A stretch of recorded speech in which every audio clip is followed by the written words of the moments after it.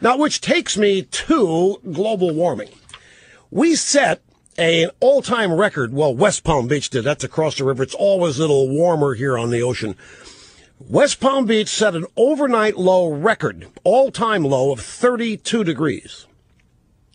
I got a note from a friend of mine this morning. You've been down here since 1997. Has it ever been this cold? I said, nope, and certainly not even close this time of year. I mean, yeah, we've been since 1997. We've been in the high 30s at night a couple of days, but in January or February, not in December. Hell, it was 45 in Nassau last night. Now, for all the hangers-on global warming, this is the, you don't need to tell them that there isn't any global warming. I mean, this has been going on. This is the second or third winter in a row now where it's been winter before winter even comes. Around the world, record snowfalls in the UK. And this is one of the reasons why these people have changed their name to climate change. But it's all falling apart. We know, you and I, who've studied it, we know the whole thing was from the get-go a fraud. We know it was always just more liberalism.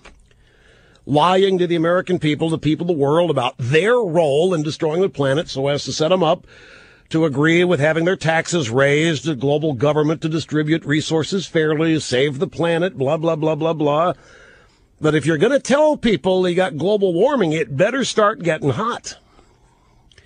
And if it doesn't get hotter, and if it starts getting demonstrably record-breaking colder, they have a problem.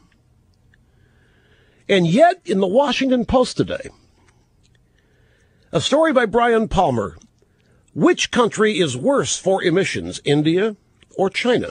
Why does that matter? Mr. Limbaugh, everyone knows that CO2 emissions are responsible for global warming. Really? Really, Mr. New Castrati? Well, then don't we need more of them? It's colder than a witch's upper torso out there, and these people are running around worried about emissions?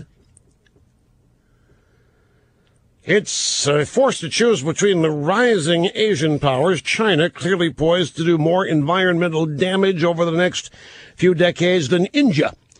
Although its per capita emissions are lower, China surpassed the U.S. as the largest total emitter of greenhouse gases in 2007. By the way, they've always been exempt from any worldwide emissions program. Yet despite its surging environmental exploitation, China may be better poised than India to address pollution and climate. Why does all this matter? It's all a hoax. Emissions cannot possibly be leading to global warming because it isn't getting warmer. And I don't want to hear Mr. Limbaugh, the day-to-day temperatures and weather is far different than the study of climate science.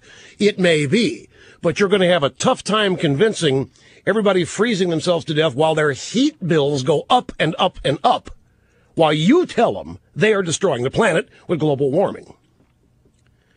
So we're in the midst of nothing is real, a fraud a day brought to you by the left. Everything's a hoax, and it's all designed to separate you from your money and to agree with enhanced government powers around the world. And people are very willing to accept responsibility. Everybody wants to matter. It's one thing I've learned over my short but highly valuable and productive life. Everybody wants to matter. Nobody likes to think they're irrelevant. Nobody likes to get up every day and think that their life doesn't count, that it doesn't affect anything, doesn't matter. So these leftists come along and say, you have destroyed the planet. Oh, good, I have the power to do that. Cool. You have the power to save it. I do? Yes, you do. You certainly do, Hilda. You have led to the near destruction of our climate, but you, Hilda, can save the world. Really, how? Well, you must start driving certain kinds of cars. You must stop using certain kinds of appliances. You must always vote Democrat. You must be prepared to pay higher taxes.